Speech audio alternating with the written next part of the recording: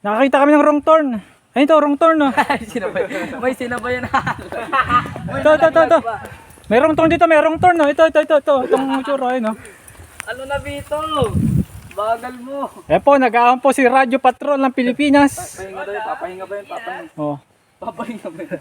ayan po. Saan mo sa jowa mo kay Margaret? Nauli ako. Sabi yung dalawa doon sa kantina, sweet naman. Dalawa magjowa, sarap patay ng ice tubig. Sumunod ka pa doon sa mga bata, ha? Tayo, taga saan ka?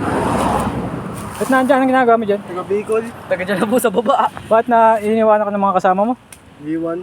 Tulungan naman natin itong bata, kawawa naman. Hoy, tigil 5 piso tayo, bigyan natin. Pamasahe.